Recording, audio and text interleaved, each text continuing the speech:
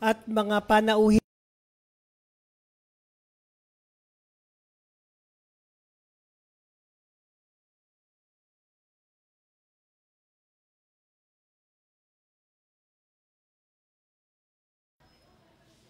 Ayan.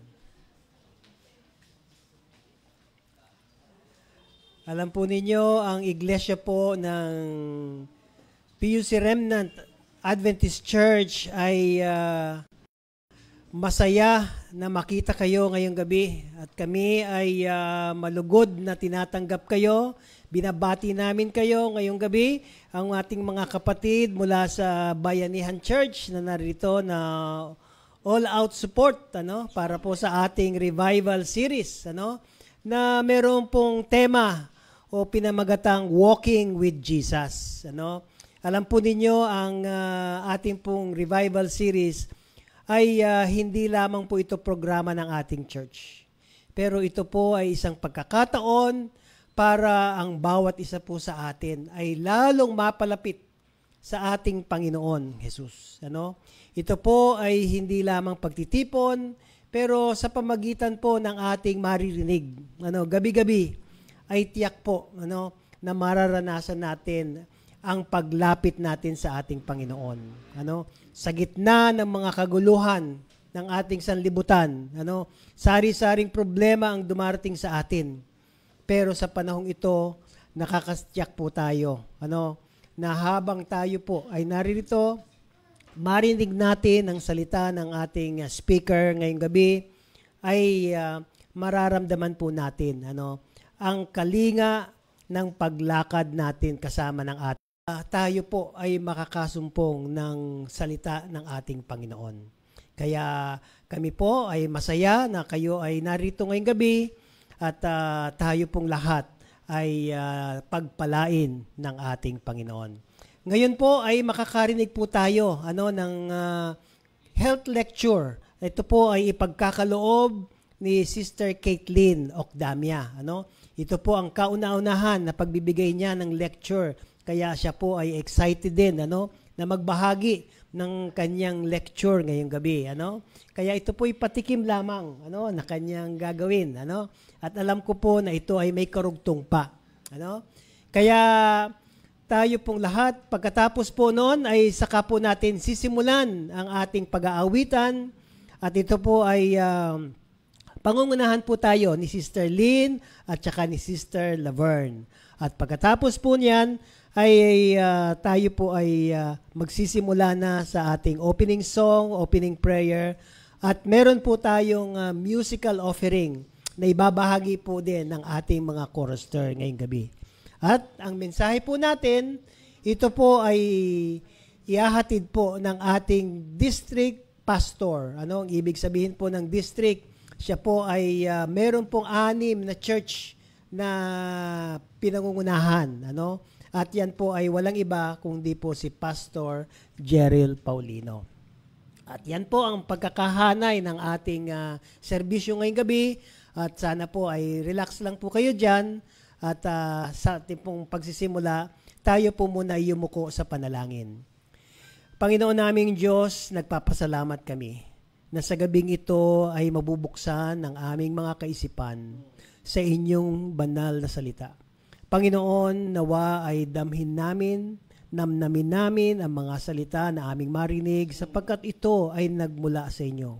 Akayin kami, Panginoon, habang kami ay lumalakad kasama ninyo at nawa, Panginoon, dalhin kami ng pas malapit sa inyo at patuloy kami, Panginoon, na lumakad kasama kayo sa habang kami ay nabubuhay.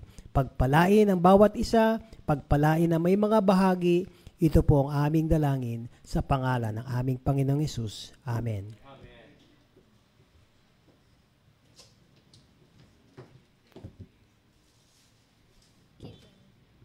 Ayan, so happy evening sa ating lahat. So mag-start na po tayo ng health lecture natin ngayon.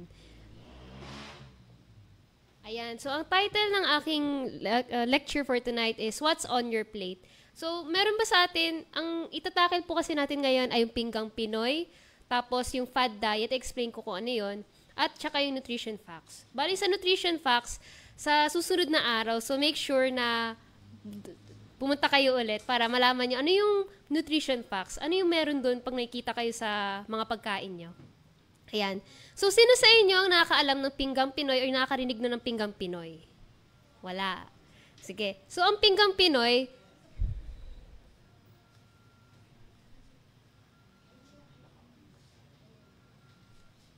ayan. So, ang pinggang Pinoy, ito actually ay ginawa ng DOST, FNRI. So, bali FNRI kasi, under siya ng DOST.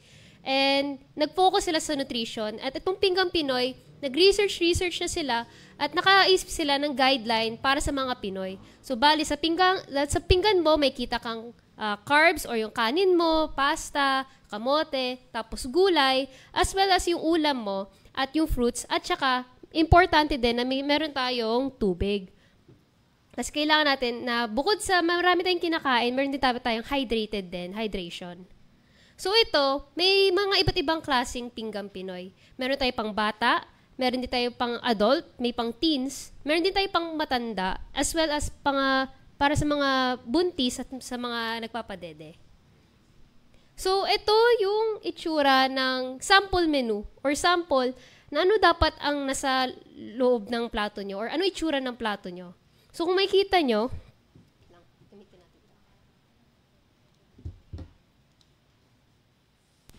hello. Ayan. So makikita nyo na balance yung kanyang meal dito sa breakfast as well as sa lunch and sa supper. So makikita nyo na yung kanin niya at saka yung gulay niya, parang majority ang nasa plato. And then yung sa itlog, isa lang. Kasi ang itlog kasi marami siyang protein. Actually, tawag sa amin, tinatawag na complete protein ang itlog. Pero meron namang other alternatives para sa itlog kung vegetarian ang diet niyo. So, every day or buong araw, meron kang makikita dapat may fruits kayo palagi. Never skip your fruits and vegetables kasi kailangan niya ng katawan natin. So ito yung binigay or sample meal na nakikita nyo dun sa pinggang Pinoy earlier. So ayan, meron tayong pambata as well as sa mga teens. So, pagbata pa kasi, growing sila. So mas marami yung kailangan nilang carbs tsaka yung gulay para sa masustansyang paglaki nila. Ito naman, yung pinggang Pinoy para sa mga matatanda. So, halos sa atin kasi, di ba, mga matatanda. Bale, yung... Hello. Ayan. Bale, kung di nyo nababasa, bale, ang pinggang Pinoy kasi, ano lang yan, kagaya nung sa LM tayo, Go, Grow, Glow. Bale, kailangan mo lang ng Go Foods. Ano ba yung mga Go Foods natin? Ito yung nagbibigay energy sa atin. So, meron tayong mga kanin or yung root crops. Kaya sa kamote, patatas, ayan. Pati sa grow, yun naman yung bodybuilding. Kahit di tayo nagpapalaki ng katawan, everyday kasi ginagamit natin or gumagalaw tayo. So pag gumagalaw tayo palagi, nagagamit din yung muscles natin. So sa grow, yun yung bodybuilding. Bale, kailangan ng katawan natin yung protein. Then sa glow, ito naman ay yung para sa fruits and sa mga fruits. Bale, fruits and vegetables, kailangan natin ng vitamins and minerals sa katawan natin. And ito yung water, kasi ang water actually, kahit sundan mo lahat yan, yung Go, Grow, Glow, kung wala ka namang water, hindi maging complete yung diet nyo or magkukulang pa din. Actually, drinking lots of water ay better pag kahit skip mo yung ibang parts dito. As long as hydrated ka, maging better pa din siya compared sa pag kinumplete mo lahat pero dehydrated ka. Ayan. So, ito naman for the elderly. So, nakita natin na ang kanilang food more on sa glass of drinking hydration talaga. So, hydration is very important for us. So, never skip drinking water kahit every hour na lang at hindi yung, dapat sa ganitong araw, ilang litro ng tubig ako. Maganda kung bawat oras na lang, hindi yung bibiglain natin yung katawan natin. Kasi ma-over tayo, and over is never good. Ayan. Bale, if ever may gusto nyong i-try, ito ay isang sample lang na one-day meal plan. So, sa breakfast, magkaiba actually ang male saka sa female. Kasi ang mga lalaki, they use more energy compared to women. And, ayan.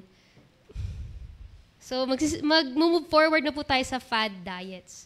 Sino po nakakaalam dito, ano po yung fad diet? Bale, sa Facebook or sa ibang social media, actually, medyo sikat to. Marami akong nakikita sa aking feed actually, yung fad diet. So, ang fad diet actually, ito yung mga diet na sumisikat. Ito yung may mga nagbebenta na itong pills na to, pag ininom mo to, papayat ka agad. Kahit wala kang gawin, papayat ka agad. Basta inumin mo ng pills na to. Fad diet ang tawag doon.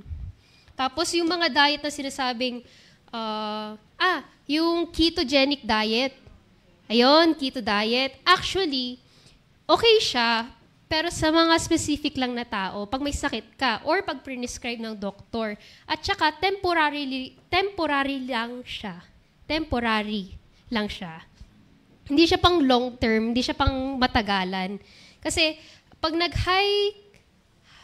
high carbs, low fat ka kasi, iba yung mangyayari sa katawan mo pag tinatagal mo siya. At saka, pag may sakit ka lang, kasi syempre yung kailangan ng nutrients or yung kailangan ng katawan mo, pero kung healthy ka naman na tao, tapos gusto mo magpapaya, tapos yung gagamitin mo,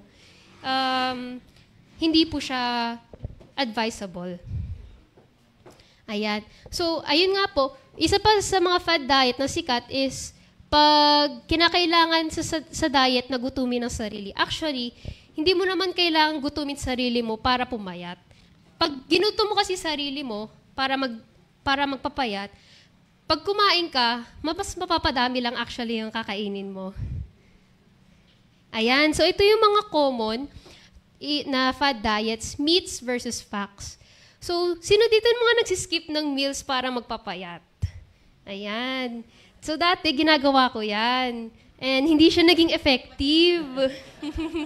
Tried and tested na po. Mas lalo lang akong nagutom, kaya mas lalong tumaba. So, ayan. Ang pag-skip kasi ng meals, nakakapagpa-slow actually yan ang metabolism natin. Kaya kahit, nag-skip ako ng meals, pumapayat ako. Pero once na kumain ka, doble lang din babalik sa'yo kasi nasanay na yung katawan mo na onti lang kinakain mo. So, onti lang binaburn niya. Kaya, mas okay kung regular at balanced meals. Mas maganda kung magda-diet ka, balak mo mag-diet, mag-exercise. Kasi walang magagawa na onti lang kinakain mo, tapos di ka nag-exercise kasi hindi naman nababurn yung fats. So, rice is the enemy. Yung mga iba dito, or yung mga iba, binabawasan nila yung kanin, or di na sila nagkakanin. So, sana yung carbs nila? Kailangan natin ng carbs or yung energy giving sa katawan natin. Kaya, yung mga iba, hindi na nagka-carbs kasi nga natatakot sila baka tumaba. Actually, kailangan mo naman ng carbs para mas ganahan ka kumilos, mas magkaroon ka ng energy, mas magandang yung mood mo. So, sabi dito, hindi naman kailangan iwasan or kalabanin ang kanin. Important siya kasi as long as tama lang at balance yung meal mo. So, kung balak mong namimiss mo na magkanin or namimiss mo na magkanin pero inisip mo, baka tumaba ako dahil sa kanin. Gawin mo na lang is unti-untiin mo yung kanin mo at saka damihin mo yung gulay mo. Ayan. So, ito yung sa ketogenic diet, yung basta high fat, low carb, sure na ang payat. Actually, ayun nga, hindi para sa lahat ang ketogenic diet. Para lang ito sa mga may sakit or sa mga prescribed ng mga doktor. So, dahil doon, kung mag-high fat, low carb ka kasi, pwede ito mag-lead sa complications sa health natin. So, kung trinay nyo mag-ketogenic diet, try nyo din magpa-labs. Baka makita nyo ano yung mga deficiency sa atin. Tapos ito pa, yung detox juice. So, itong mga juice cleansing, actually, maganda ang detox juice. Pero, ano lang siya, tulad sa ketogenic diet, temporary lang siya.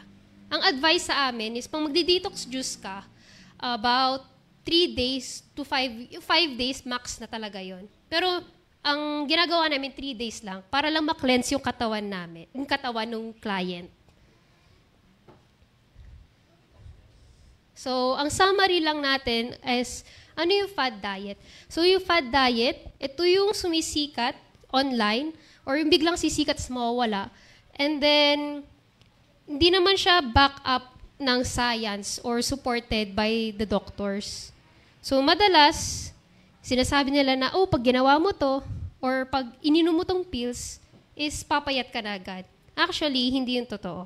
So, pwede rin hindi siya maging safe or sustainable. So, sa huli, if concerned kayo sa diet nyo, or gusto nyong mas magpapayat, or kung ano man yung complications sa diet nyo, mas maganda kung magpa-consult na lang kayo sa mga doktor or sa registered nutrition dietitians.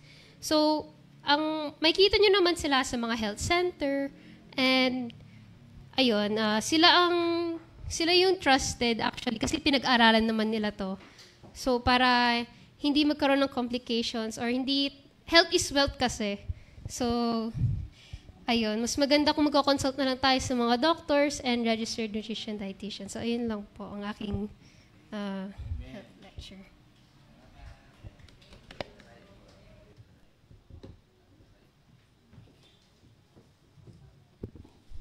Tayo po ay magpapatuloy. Dadako po tayo sa ating pag-aawitan. Sabayan niyo po yung mga hindi pa nakakaalam. May naririnig.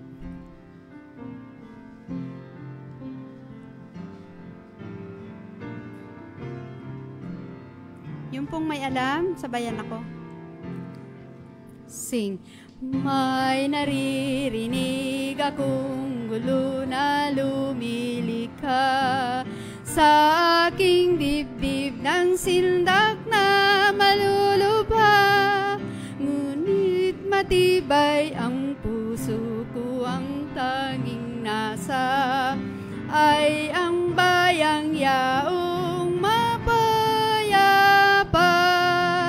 Sa bayang maligaya na aking tatahanan, hindi na kailanman ako mauhaw. Oo, hindi na magkukulang ng anumang kailangan. Do'y lalagi sa katwaan. Sa ibang tao'y bagabag ang nananaganam, at sila'y siklot ng masasamang akala. Ngunit ako'y panatag at walang pangamba sa tahanang yaong mapayapa. Sa bayang maligaya na aking tatahanan, hindi na kailanman ako mauhaw. Oo, hindi na magkukulang ng anumang kailangan. Do'y lalagi sa katwaan. Sunod po. Si Jesus ang lahat sa buhay.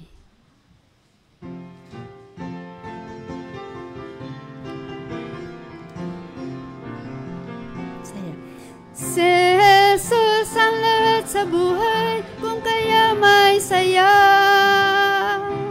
Si Jesus ang lahat sa buhay, kung kaya may saya.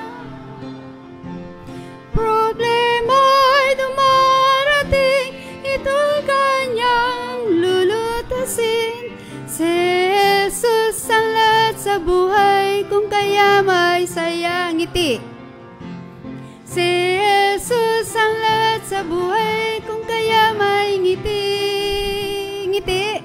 Si Jesus ang lahat sa buhay, kung kaya may ngiti. Ngiti po tayong lahat. Problema ay dumarating, ito'y kanyang lulutasin. Si Jesus ang lahat sa buhay, kung kaya may ngiti. lakas. Susalat sa buhay kung kaya may lakas. Si Jesus ang lahat sa buhay kung kaya may lakas. Problema dumarating, ito'y kanyang lulutasin. Si Jesus ang lahat sa buhay kung kaya may lakas. Bago po tayo makarinig ng mensahe, awitin po natin ang ating paksang awit. Walking with Jesus, itinagalog sa bawat takbang. Tayo pong lahat ay tumayo, uulitin natin itong 2 beses.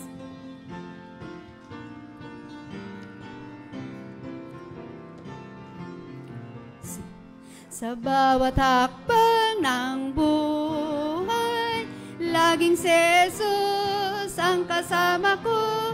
Sa bawat hakbang ng buhay, Panginoong Jesus kasama ko.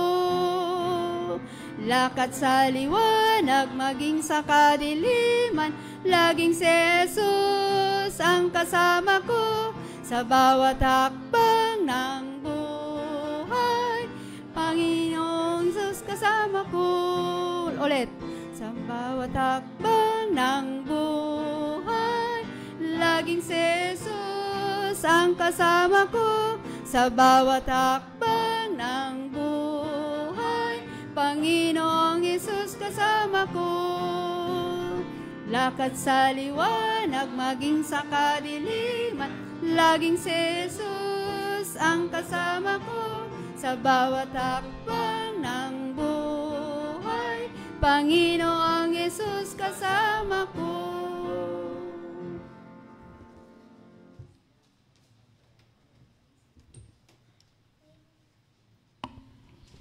Tayo po ay manalangin. Dakila naming Diyos, Ama naming makapangyarihan sa lahat, maraming salamat po na tulad ng aming inawit sa bawat hakbang ng aming mga paa, Panginoon, alam namin na ang aming Panginoong Hesus ang kasama namin. Panginoon, sa gabing ito, aming inaalay ang pag-aaral ng inyong salita sa inyo. Naway maging sentro kayo ng aming pag-worship at ang lahat, Panginoon, ng aming maririnig ay maging inspirasyon sa amin, sa aming paglakad, Panginoon. Madama namin ang patuloy na presensya ng inyong banal na Espiritu. At patuloy nawa, Panginoon, na pagpalain kami habang kami, Panginoon, ay nakikinig ng mensahe ng aming pastor. Patuloy naming dalangin na inyong patawarin kami sa aming mga pagkakasala. Ang lahat ng ito ay aming dalangin sa pangalan ng aming Panginoong Hesus. Amen.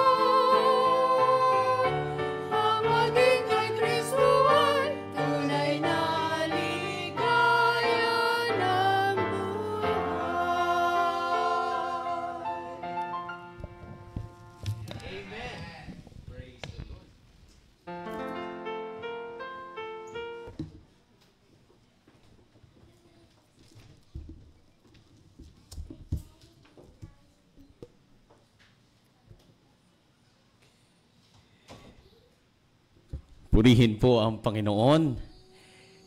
38 years na po ako. 38 years old na po ako. 16 years na po ako sa pagpapastor. Pero first time ko pong narinig yung chorus lang pala yung ligaya ng buhay na alam ko.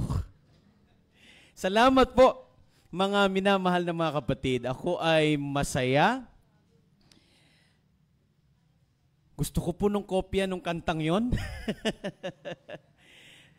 Nung ako po ay nasa Baler, sa Aurora Province, natagpuan ko rin yung, pinarinig din sa akin yung Turn Your Eyes upon Jesus. Mayroon din po yung mayroon din niyan.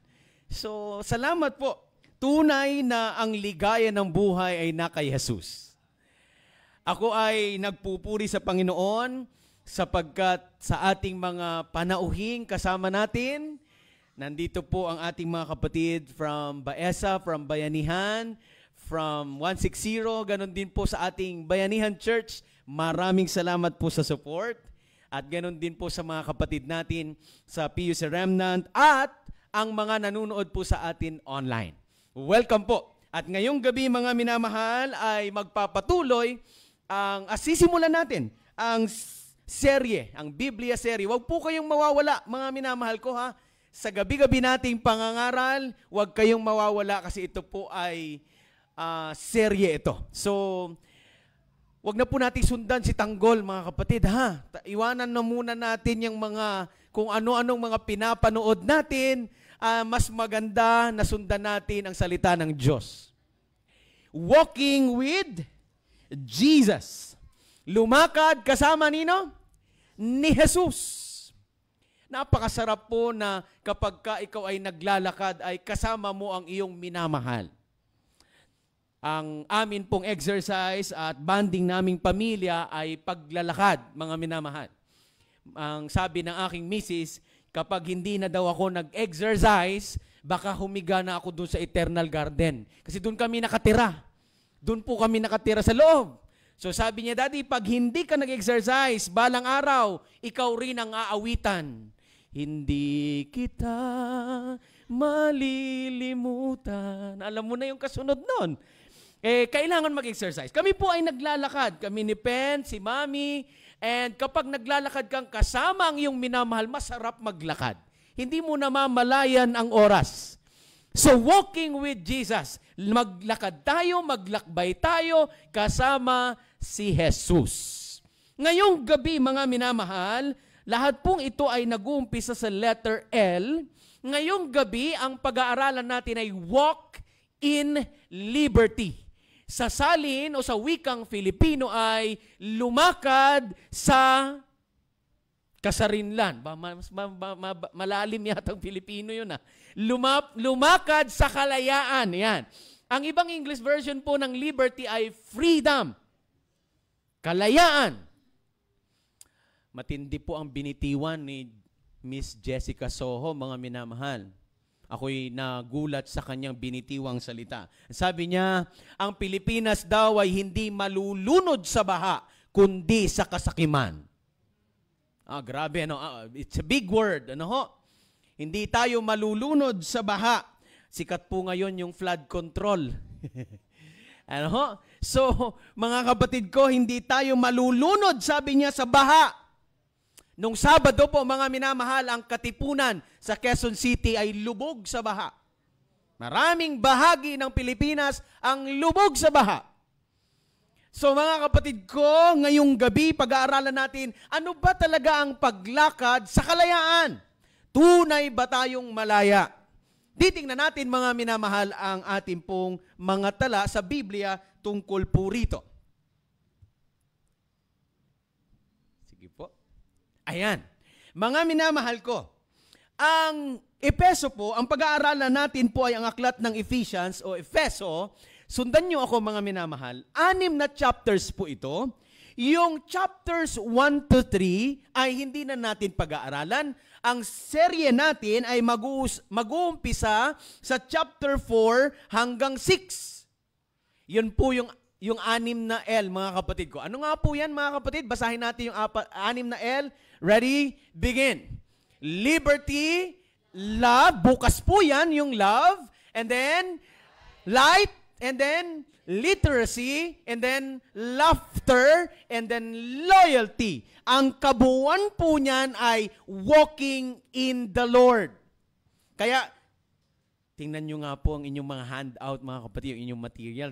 Ako ay nagagalak na naka-ready ang ating church. Yan, tingnan nyo po. So lahat po ito ay nag-uumpisa sa letter L. Pag-aaralan natin yan, mga minamahal. Nag-uumpisa yan sa chapter 4, then chapter 5, and then chapter 6. Yan ang ating pag-aaralan. Pero yun po yung chapters 4 to 6, yun yung walk. Pero kailangan natin, mga kapatid, ma-establish, kailangan malaman natin yung chapters 1 to 3.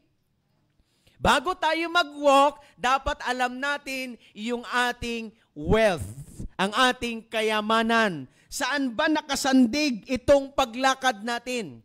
Mga minamahal ko, mga kapatid, yung chapters 1 to 3 ay ang pundasyon ng pag-aaral natin sa gabi-gabi. Kasi mag-uumpisa tayo sa chapter 4 hanggang 6.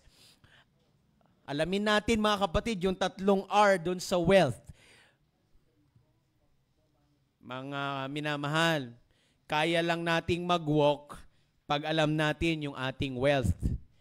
Alam natin yung ating kayamanan. Alam natin yung ating pundasyon. Kumbaga sa bahay, sa tahanan, dapat alam mo at mas malalim ang pundasyon mo. Bago mo malaman ang walking, kailangan alam mo wealth mo, ang kayamanan mo. Saan ka nakasandig? Sa chapter 1 po, mga kapatid ko. Ano yan, mga minamahal? Ang anong number 1 R? Redemption. Kaya ka pala maglalakad na may kalayaan, pag-ibig, sa liwanag, sa karunungan, sa kagalakan, at sa pagtatapat, dahilang ikaw ay tinubos, niligtas ng Panginoon. Pangalawa, mga minamahal, sa chapter 2, reconciliation. Hindi ka nang kaaway ng Panginoon. Ikaw na ay at peace with God. Ikaw ay mapayapa sa Panginoon. May kapayapaan ka sa Diyos. Mga kapatid, ang mga taong palaaway, ang mga taong kagaya ko, mga kapatid ko, hindi na ako magbabanggit ng sa inyo, kundi sa akin na mismo. I will make an I statement. Kapag ako'y palaaway, isa lang ang ibig sabihin niyan, mga kapatid, kulang ang peace o wala akong peace na nararanasan sa Panginoon.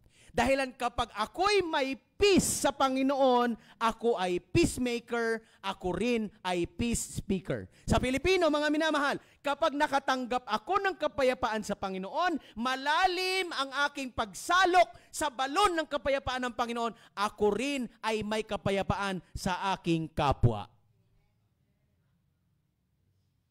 Mga minamahal, kapag kulang ka sa panalangin, wala kang connection sa Panginoon, ang dali-dali mong mainis. Ang dali-dali mong mapikon. Kaya reconciliation at peace with God. At dahil lang ikaw ay at peace with God, hindi mo siya kaaway, maganda ang lakad mo. Tingnan niyo po, pag may away sa bahay, anong lakad mo? Kakaiba rin, di po ba? Nakakatakot. O kaya ilulugo-lugo ka. Hindi ka inspired. Ano ho? Sabi pa ng pangatlo, mga kapatid, sa chapter 3, mga minamahal, ano pong pangatlong R? Revelation. Yung sikreto dati, ipinahayag ng Diyos. Kaya salamat po, nandito kayo ngayong gabi. Kasi yung mga bagay na lihim noon, ay ipapahayag ng Diyos ngayon. Amen? Yun ang mahalaga. Mga kapatid ko, sa edad ko pong 38, 38, marami pa akong dapat matuklasan. Salamat sa Panginoon. Ang sabi ng chapter 3, yung mga mystery, yung mga sikreto noon, nire-reveal ng Panginoon. Kaya kaya mong maglakad. Dahil alam mo, nagpahayag ang Diyos sa iyo, nagpakilala ang Diyos sa iyo, kaya maglalakad kang tuwid at maglalakad kang palapit sa Kanya dahilan siya'y nagpahayag ng mga sikreto, mga mysteries, mga himala. Pag alam mo itong wealth, mga kapatid, maganda ang magiging walk mo. Kasi yun yung pundasyon. Anong 3 R na pundasyon natin? Number 1, redemption. Pagtubos. Pangalawa, reconciliation at peace with God. Kasundo mo ang Diyos. Revelation, ipinahayag ng Diyos ang mga bagay na lihim sa iyo. Ngayong gabi ang aking dalangin, mga minamahal, magpahayag ang Diyos ng mga katotohanan at ang mga bagay na lihim noon ay ipapahayag niya sa iyo ngayong gabi. Mga minamahal, itong unang L na pag-aaralan natin. Ano yan? Liberty. Huwag po kayong mawawala bukas ng gabi. Pag-aaralan natin, walk in love. Alam niyo, yun yung topic na gustong-gusto ng mga Pilipino. Kaya nga usong-uso yung mga radyo, mga kapatid natin, ano? Dear Charo. Ayan. Talaga pagka mga love story, talagang ang mga Pilipino nahuhuk. Papa Dudot, di ba? Gustong-gusto ng Pilipino yan. Kahit sa palengke, kasi gusto natin ng love story. Bukas huwag kayong mawawala. Pag-aaralan natin, walk in love. Pero bago yan, dito muna tayo, mga kapatid. Tingnan natin ulit yung pundasyon ng Ephesians 1-3 at ang Ephesians 4-6. Mga kapatid, sulat ito ni Pablo nang siya'y nasa kulungan. Isipin po ninyo, yung nakakulong, ano ang kanyang isusulat. Pero magaganda ang mga sinulat niya, bagaman siya'y nakakulong. Eto mga kapatid, chapters 1-3. Ano po ang una? Ano po yan? Belief. Pagpaniniwala. Dito yan, mga kapatid. Yung chapters 1-3 ay belief, yung mindset, yung utak, yung isip. Yung Ephesians 4-6 ay behavior, puso. Puso. Kung ano dapat ang ugali. Okay? Next, mga minamahal, in Christ. Ikaw ay na kay Kristo. Yung katatayuan mo kay Kristo, being. Yung sino ka talaga. And then yung inspired by Christ ay yung doing, yung magandang paglakad, yung iyong ugali, yung outward na, mga kapatid, na ipapakita mo. Next, yung pribilehiyo, mga kapatid, na maging anak ni Kristo, na hindi kaaway ng Diyos. Pribilehiyong anak ng Diyos. Pero meron niyang kakibat na responsibilidad. Hello, mga kapatid. Yung mga anak ng mga kontraktor, di ba? Kung ano-anong mga pinagsishare sa social media. Private jet. Ang bag ay Louis Vuitton, mga kapatid. Napakamahal. Yung damit ay mamahalin. Hindi po yan, mga kapatid, may pribilehiyo na maging anak ng mayaman. Pero mayroon din itong kaakibat na responsibilidad. Kaibigan, mga kapatid, may pribilehiyong maging anak ni Kristo, pero meron itong kaakibat na responsibilidad. Hello? Eto, mga kapatid, gaano kahalaga ang pag-aaral na ito? Bakit natin kailangang pag-aralan ang walking with Jesus beginning o sa panimula ng chapter 4 ng Efeso? Ito po ang susing isipan. Basahin natin, church. Sasali natin sa Pilipino mamaya. Lahat po tayo magbabasa. Ready? Begin.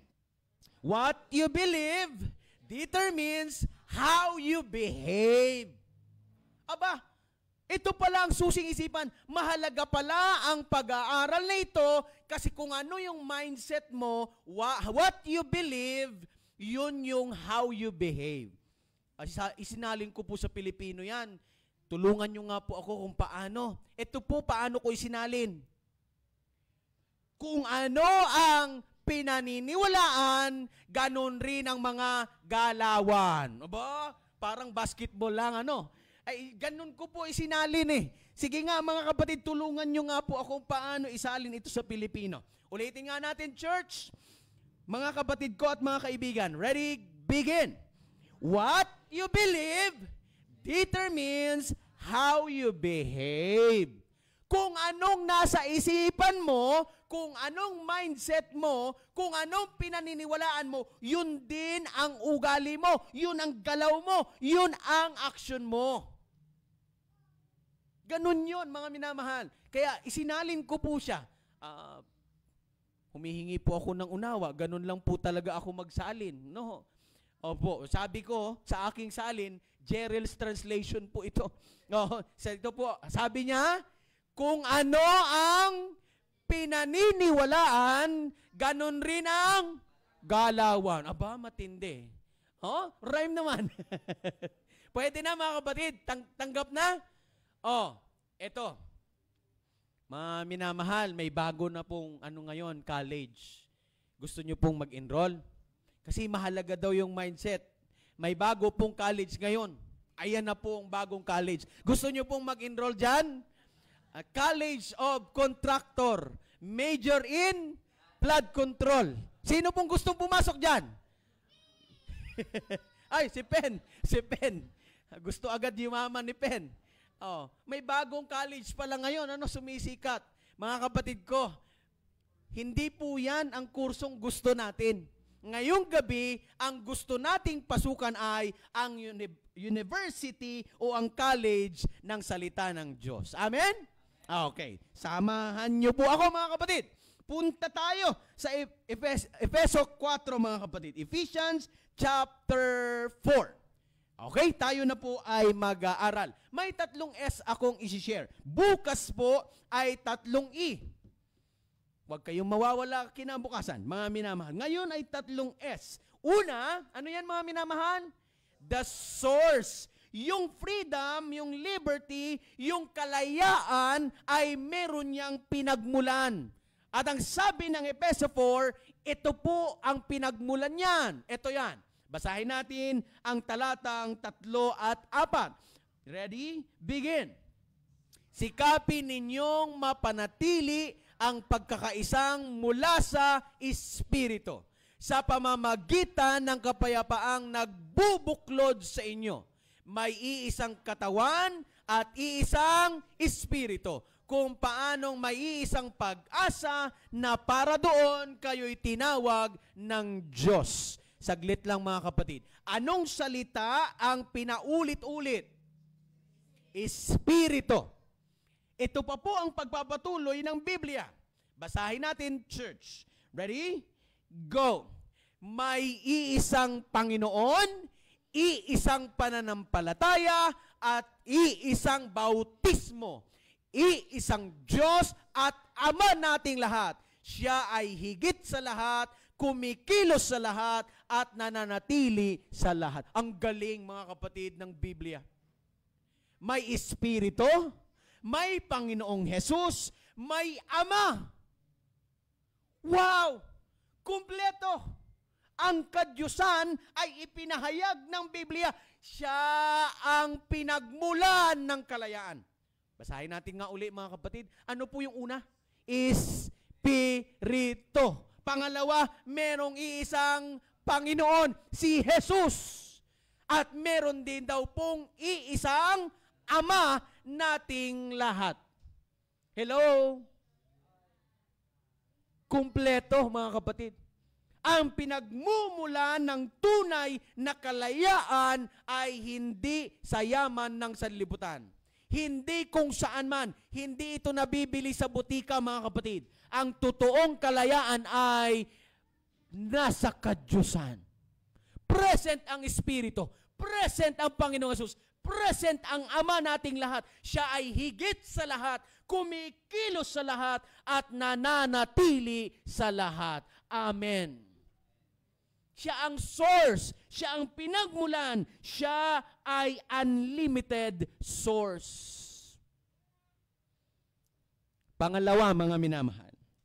Simplicity of liberty. The simplicity of freedom. Paano po ba natin bibigyan ng kahulugan ang kalayaan? Simple lang po sa Biblia ang kalayaan. Ito po sabi ng Biblia, mga kapatid. Balikan natin ang chapter 4, verses 21 and 22. Basahin natin, church. Ready? Go! Napakinggan na ninyo ang aral ni Jesus at natutunan na ninyo ang katotohanang nasa Kanya.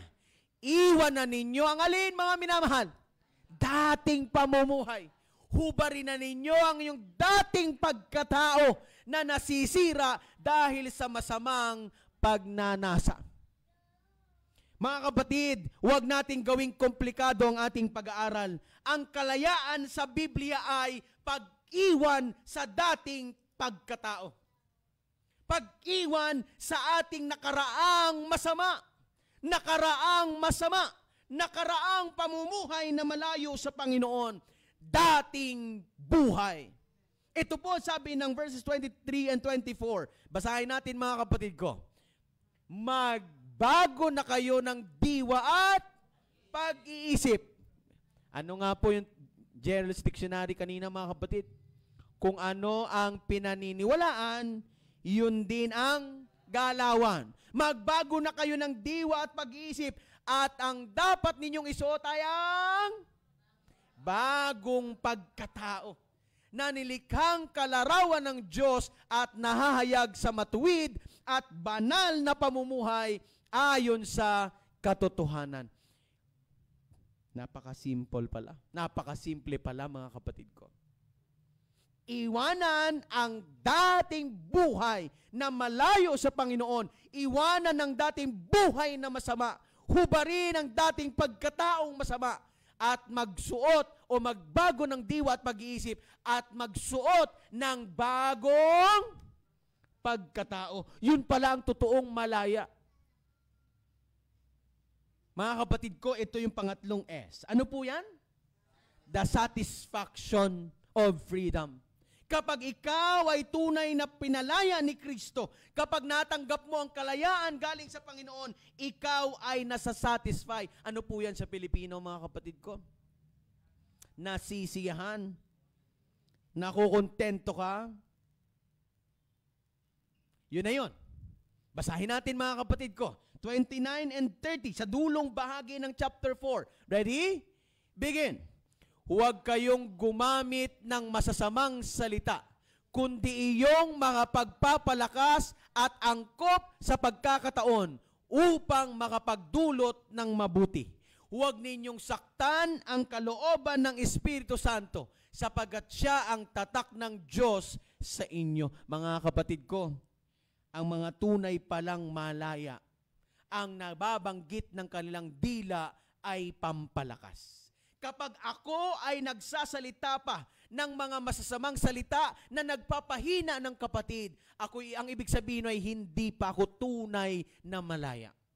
Ang totoong pinalaya ni Kristo ay nasasatisfy, lumalakas siya sapagkat ang salitang lumalabas sa kanyang bibig ay nakapagpapalakas sa kanyang kapwa at mga kapatid. Amen. Ito pa, sabi ng Biblia, mga minamahal sa pagpapatuloy. Tuloy po tayo. Go. Alisin ninyo ang lahat ng sama ng loob, puot at galit. Abay, walang ligtas eh. Tingnan nyo mga kapatid, isinama na lahat.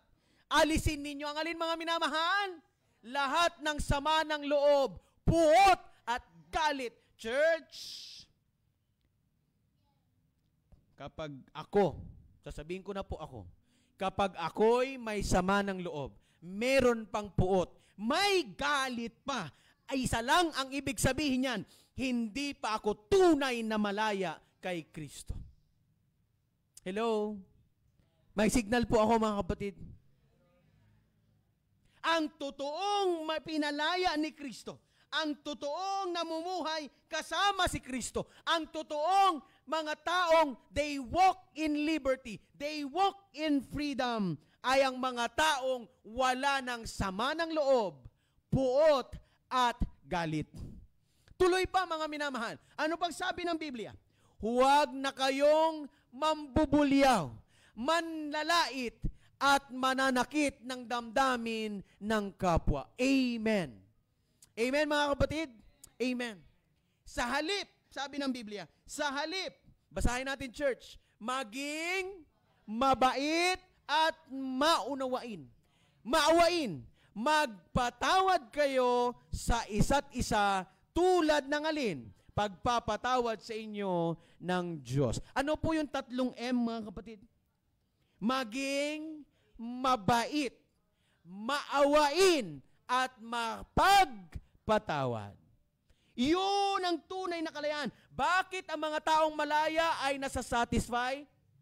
Bakit ang mga lumalakad sa liberty, sa freedom, mga lumalakad sa kalayaan ay nasasatisfy? Sapagkat ito ang kanilang gawi. Sila'y mabait, sila'y maawain, at sila'y mapagpatawad. Ano po yung tatlong mga kapatid? Isigaw natin. Mabait, maawain, at mapagpatawad. Mga kapatid ko, pa-next po ako. Ayan. Alam niyo po ba, mga kapatid, na sa Amerika ay isa sa mga pinakasikat, kung hindi man pinakasikat, siya po ay isa sa mga pinakasikat na presidente. Mantakin niyo, mga kapatid, 4 na term siyang nanalong maging pangulo. Si Donald Trump po ay 2 beses pa lamang, pero siya po'y 4 na beses. 1932, nanalo siya. 1936, nanalo ulit siya. Ang Amerika po'y every 4 years. Tayo po sa Pilipinas, kada 6 na taon. So si Pangulong Bongbong ay sa 2028 pa pwedeng mapalitan. Ano ho? Sa kanila, sa Amerika po ay kada 4 na taon. 1932, nanalo siya. 1936 election, nanalo ulit siya. 1940, nanalo siya. 1944, nanalo siya. 1945, namatay na siya. Kung hindi siya namatay, baka 5 term siya. 4 na term po siya, si President Franklin Roosevelt. Mga kapatid, siya po ay sikat sa sinasabi niyang 4 freedoms. Nung siya'y naging pangulo, ang sabi niya sa Amerika, dapat ang Amerika ay mayroong freedom na ganito. Una, kalayaan sa pagsasalita. Freedom of expression. Freedom of speech. Kung anong gusto mo sabihin, sabihin mo. Una yon sa kanyang plataforma. Pangalawa, freedom of religion. Welcome lahat ng relihiyon sa Amerika. Muslim ka man, Islam ka man, Kristiyano ka man, Hindu ka man, Buddhist ka man, welcome kayo sa Amerika. Yun ang kanyang sinabi. The freedom of religion. Pangatlo, freedom from want. Sabi niya, pauunlarin natin ang ekonomiya. Hindi na tayo mangungutang, hindi na tayo mangangailangan. At nangyari ngayon sa panahon niya, mga kapatid. And pang-apat, mga minamahal, freedom from fear. Less crime. Yung krimen ay kailangang ma-address. Yan po si Pangulong Roosevelt. 4 na freedom ng kanyang pamamahala. Sikat po yan sa buong mundo. The 4 freedoms. Pero mga minamahal, nakalimutan niya ang pinaka-importanting freedom sa buong mundo. Ito po yun, mga kapatid. Dapat may pang-5 freedom. Freedom from sin. Bukod, mga minamahal, bukod sa freedom from of expression, freedom of speech, bukod sa freedom of religion, bukod sa freedom from want, na hindi na mga ilangan, hindi na mangungutang, hindi na okay na ang ekonomiya, okay na ang pananalapi, freedom from fear, yung krimen. Pero nakalimutan niya ang pinaka-importanting freedom, mga minamahal. Ano po yan, church? Mga kaibigan, freedom from sin. Ang kalayaan mula saan? Kasalanan. Ito po ang pinaka-importanting kalayaan. Mga minamahal, sa Biblia, may 2 kwento ng pinalaya ng Panginoon. Una, yung babaeng nahuli sa pangangalo niya. Alam niyo po noon, matindi ang batas nila, mga kapatid. Kapag nahuli ka sa pangangalo niya, ikaw ay papatayin sa pamamagitan ng pagbato. Ang hirap nun. Hindi mo alam kung saan tatama sa'yo. May malaki, may maliit. Tatama dito, boom! Tapos ano yung dugo, mga kapatid? Mamamatay ka sa maraming pagbato. Ang hirap pong mamatay sa ganon, mga minamahal. Ang hirap. Yung babaeng ito'y nahuli sa pangalo niya, alam niyang babatuhin siya at papatayin siya, mga minamahal. Pero sabi ni Jesus doon sa mga tao, sino ang walang kasalanan sa inyo, siyang unang bumato. Nag-alisan po lahat. Atong si Jesus na lang, ang sabi ni Jesus sa Ingles ay ganito. Jesus said to the woman, "Neither do I condemn you. Go and sin no more." Ang sabi ni Jesus, babae, hindi rin kita hinatulan. Humayo ka at huwag nang magkasalang muli. Kaya mga minamahal, ang pinaka-importanting kalayaan ay ang mapalaya ka ng Diyos sa iyong kasalanan. Yun ang pinaka-importante. Sa Biblia po, ang nakasulat mga kapatid, basahin nga natin church, yung naka-underline. Go and sin no more. Ang problema po sa mga tao ngayon, pinapalitan nila ang Biblia. Ang pagkabasa nila ay ganito. Go and sin pa more. Yun ang basa nila. Para bagang lisensya na kapag pinatawad ka ng Panginoon, ay pwede kang magkasalang muli. Parang yung isang kwento, ito'y kwento lang naman. Naikwento lang. May leksyon po kasi ang kwentong ito. Kwento ko lang sa inyo mga kapatid. Dito, base dito. Nagnakaw po siya ng langka. Eh sabi noong araw, siyempre, talagang makapangyarihan sa bansa natin ang Catholicism, di po ba? So, sabi niyang pare sa kanya, anak, nagnakaw ka ng isang langka, mangumpisal ka ng 10. Mag-ano ka ng 10 panalangin. At sabi niya, Father, wag na po 10, 20 na po. Nagulat yung pare, bakit 20? Yung isa ko pang kapitbahay, may isa pang langka. Gusto niya rin palang magnakaw ulit. Mga kapatid ko, hindi ganon. Ang pagpapatawad ng Panginoon ay hindi lisensya para magkasalang muli. Ang sabi ng Biblia, basahin nga natin ulit church, baka naalimpungatan lang tayo. Ano po sabi ng Bible? Go and sin no more. Hindi po sinabing, go and sin pa more. Ito pa po mga minamahal. Yun pong inalihan ng demonyo doon po sa Gadarenes. Mga kapatid, sa Mark chapter 5, nung siya po ay inalihan ng demonyo, maging po ang bakal na kadena ay kaya niyang wasakin. Nung siya'y pinagaling ni Jesus, mga kapatid, nung siya'y pinagaling ni Jesus, pinalayas ni Jesus ang demonyo sa kanya, alam niyo po, gusto niyang sumama kay Jesus.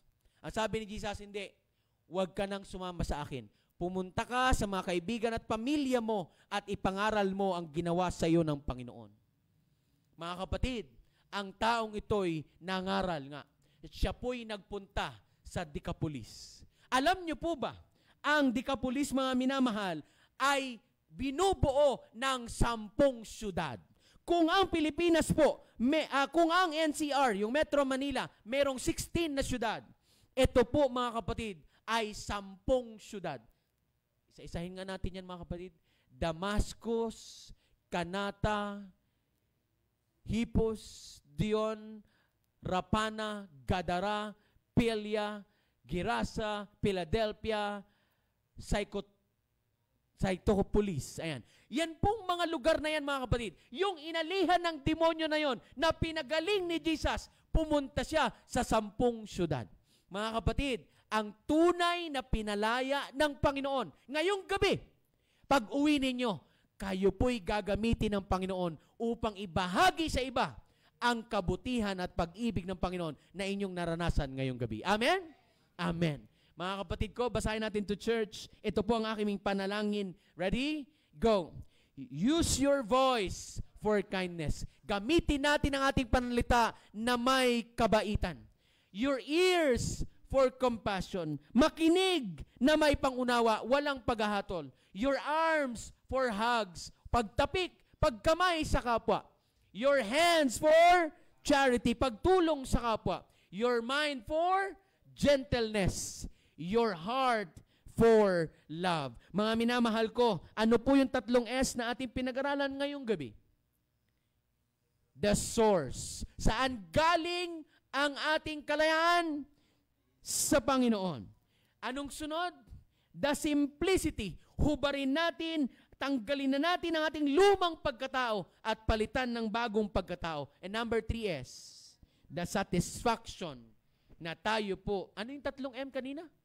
mabait, maawain, mapagpatawad. May God bless you, mga minamahal. Pagpalain po kayo ng Panginoon at huwag po kayong mawawala bukas ng gabi. Pag-aralan natin ang walk in love.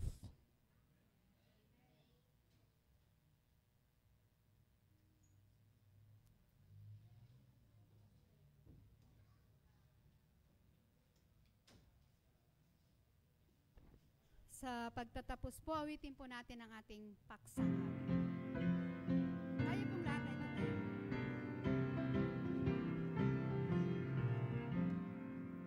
Sa bawat hakbang ng buhay, si Jesus ang kasama ko. Sa bawat hakbang ng buhay, Panginoong Jesus kasama ko. Lakad sa liwanag, maging sa kadiliman, laging si Jesus ang kasama ko. Sa bawat hakbang ng buhay, Panginoong Jesus kasama ko.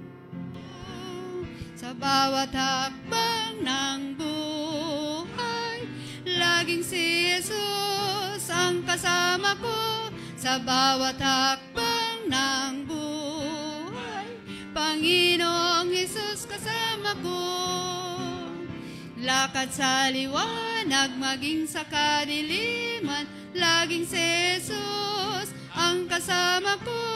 Sa bawat hakbang ng